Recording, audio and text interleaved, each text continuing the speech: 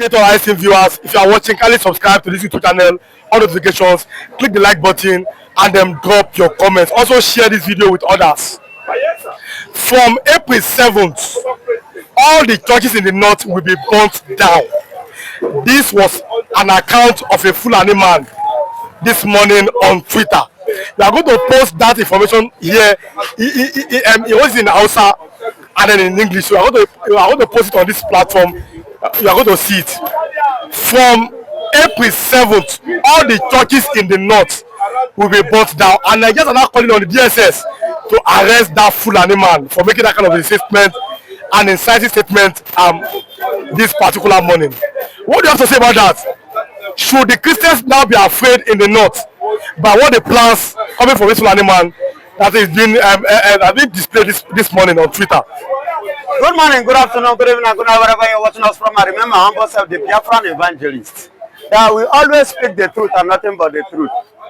Yes, they have threatened to burn down all the churches in the north. And I know that somebody may throw that threat and federal government are watching. They have not done anything, they have not arrested the man. He just made the threat this morning. He just made the threat this morning. Even before he finished the threat, he's supposed to be behind bar. But he made the threat and he's still free. Yes, let them go ahead and burn down the churches. It will even enable us to achieve our Biafra state as we are pursuing it.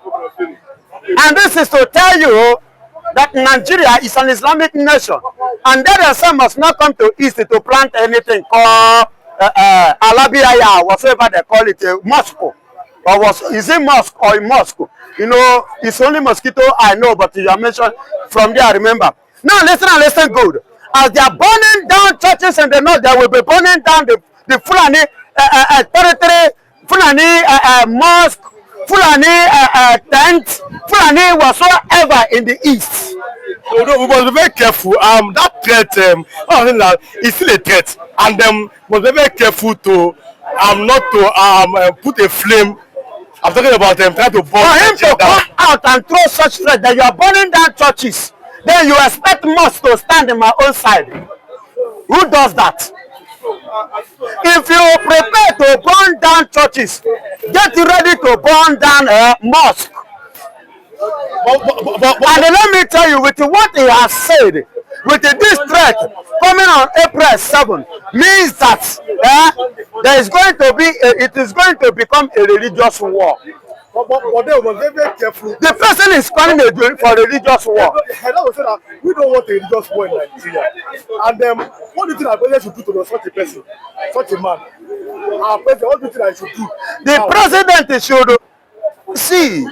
I don't need to tell the president what he's supposed to do, because for him being there, he's supposed to know what to do. But I see the president as a weak link. He's a weak link.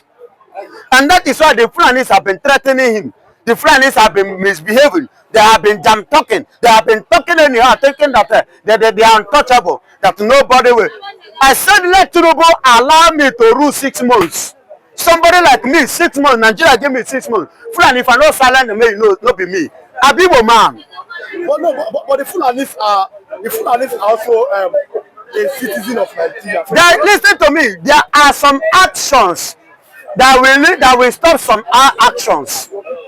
These people have been feeling that they are unstoppable, they are untouchable. They move all around, taking life of people for granted, behaving anyhow. And if anybody speaks, you see that so many man, throwing challenge, even to the point challenging a whole president of the country.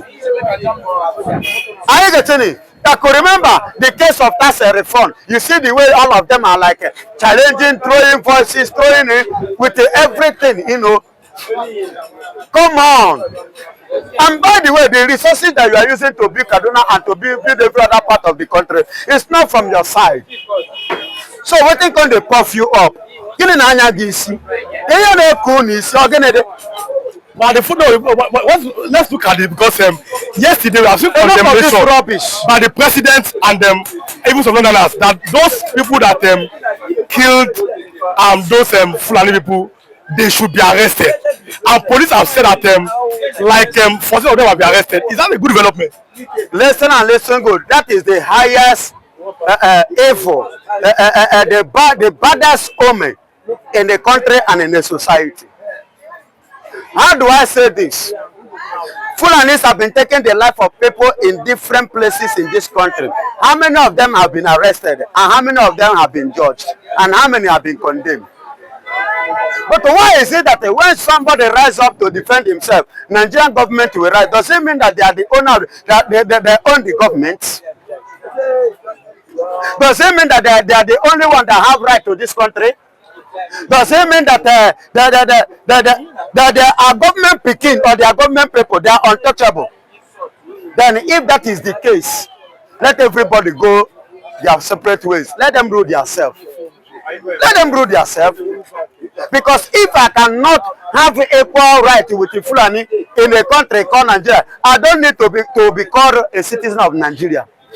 Are you saying that the Fulanis are now above every other tribe in Nigeria? They are above every other tribe in Nigeria. Not I am saying. It's what you are witnessing. In Ondo, I don't know where you come from. Whether in Ogun State, you journalist people, they are from Abuja. In Abuja, are you trying to tell me that Fulani have not killed people there? Tell me the state in Nigeria that Fulani have not traveled to and take life of people and destroy property. And tell me which one that Nigerian government has ever, given match order or apprehended or taken to the court. I am asking you, tell me which one. They have been doing it, even in Kaduna, in Plateau State, in Benue. Do you know that half of Benue now have been ransacked by the Fulanis? What has the government to do? I could remember during the time of during the time of Governor Otom call on Buhari, a cry and cry and cry. At the end of the day, nothing happened. They are burying the Benues, they are burying them in mass, 70, 60, in 50s, 100. They are burying human beings like that, mass burial. What did the Nigerian government do up to this moment? The people that carry out that evil. Up to today, nothing. But are you not afraid that some of these Fulanis they may have some high-level sponsorship? The high-level maybe from outside Nigeria. Excuse me, yes. Even though whether I come from outside Nigeria, but the fact remains that the politicians because their hand is there. Because if they are not partnering with these people, or their hand is not there, they would have rise up and stop it. If they can rise up and apprehend those that kill Fulani, pass a jungle judgment on a man that defended himself in Adamawa, by giving him a death sentence for defending himself. You understand? So there should be need of them even apprehending and passing the same judgment on the Fulanis. Because if they are doing this, my brother, you and I will not even think of laying hand on any Fulani, not to talk of taking their life. But these people do you know how many women they have raped? Even raped them to death. Do you know how many women that are carrying pregnancy, unwanted pregnancy from the Fulanis? Do you know how many women they have killed? Do you know how many farms they have vandalized? Do you know how many people they have rendered homeless? Do you know how many people they have rendered fatherless? Do you know how many people they have rendered childless? Do you know how many will I mention? They have caused a lot of pains, havoc, cry, weeping to the people of Nigeria. So we don't need, and they don't need us. Finally, as we go, there's a lot of talk that the Fulanis are not indigenous of Nigeria, and they're the last tribe to come to Nigeria. Then the question should be, how did they now become so powerful that it seems that nobody can now listen to me. Yes. Listen and listen good. You see why I said it is a very bad omen and very bad thing that Mbiara now take over. Go and ask the encyclopedia or Google to explain it better. And the original Norono must not be there to allow Mbiara to come and do what? Take his right from him. So it was the mistake that the Northerners have made. Those Northerners are the Awasas, believing and thinking that in the region they are one, they are thinking like man. And that religion is what they use to enter the Awasas. And today they have conquered Awasas and they have taken over Awasas. And that same thing is what they took to Kwara State. And today they have conquered Kwara, which you know. I could remember either in 2021 thereabout that the Yorubas intend to, carry out their festival out of the house. What does that signify? It tells you that the spirit of Biafra has taken over them.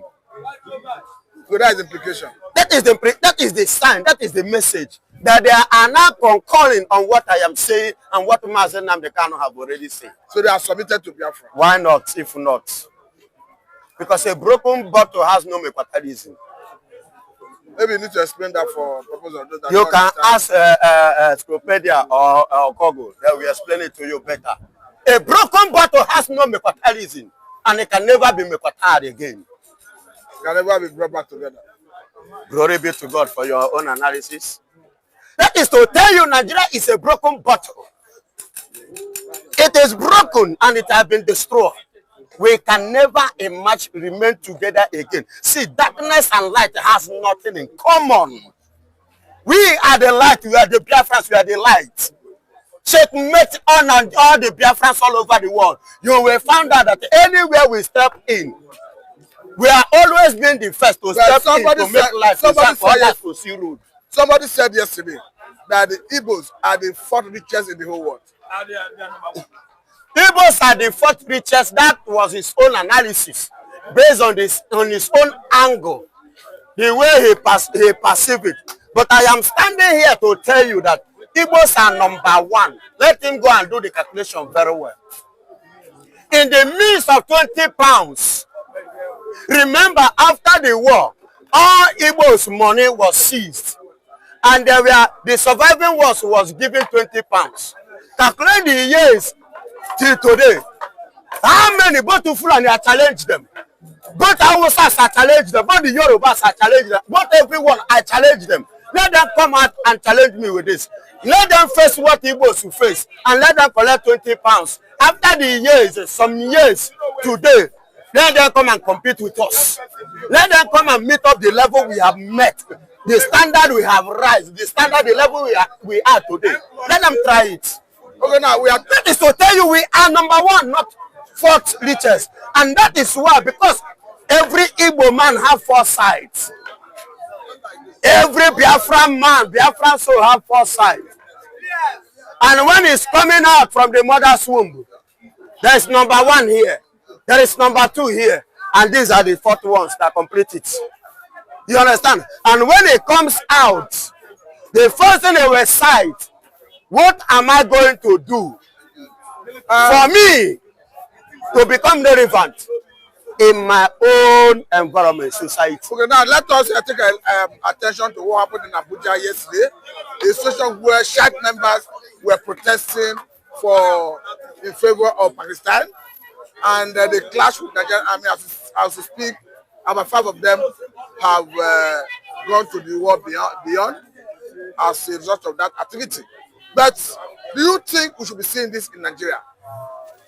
Shad members in Nigeria protesting in favor of Pakistan because of what is happening between Israel. This shows you, I'm sorry to use this word, how stupid they are.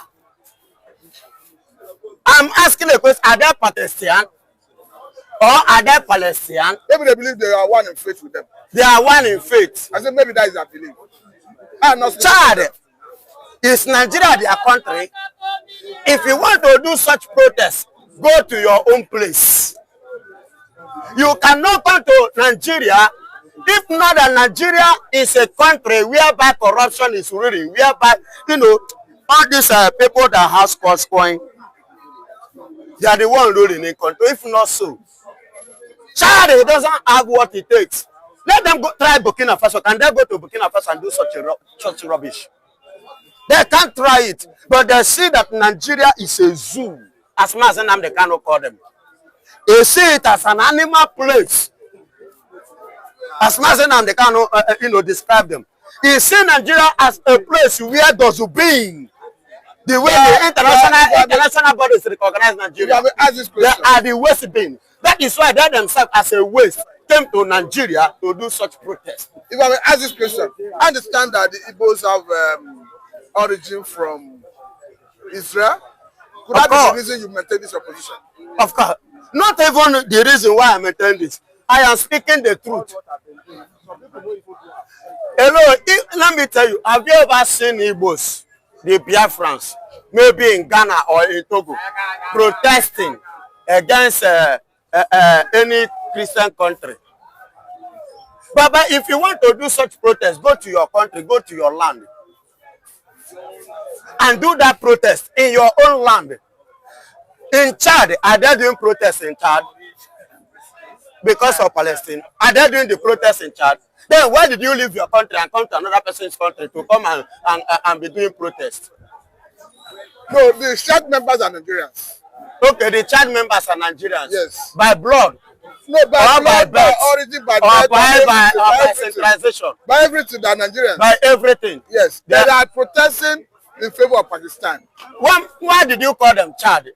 No, I'm saying Chad members. Okay, Shiite members. Yes. Shiite. Under the leadership of El Zazaki. El Zazaki, that is Shiite people. Yes. Now listen and listen good. Come to that note. Before you begin to protest, you should have asked yourself a question. Because there is one problem that the people do have. And what was that problem? The problem of Mbiarambera trying to overcome Noro Noro. Are you hearing me? Maybe for purpose of those who don't understand Igbo, you should explain. Okay, for the purpose of them. But they should have asked the encyclopedians. They should have asked the goggles. Because there is no way Noro Noro Ghana and allow them Mbiarambera to take over their land. Let me tell you, that land, that place was given to them officially by Socio-political. Go and read the Bible. Their foundation and their source is from the Bible. It was the Israeli land. It's just like, you know, they are protesting because the Fulani has come to Nigeria and take over Nigeria, and they are succeeding and successful in Nigeria. That is why they think that is how other places, other countries will be as mumutiously, you know, allow strangers to take their right to what rightfully belongs to them. Yes, but it's not like that. Baba, you cannot come from nowhere to my father's house and take my father's property. Kojo, you can only beg me if I like. Okay, now wait, let me take you to this thing that happened in Edo State, talking about Uromi, where about 16 persons were reportedly killed and burned to ashes, perhaps on allegation of being kidnappers or perhaps killer henchmen. But as you have it, the government, the presidency have ordered a full-scale investigation and that the perpetrators should be arrested and brought to justice. You understand that it belongs on the government, the police, to prosecute any crime.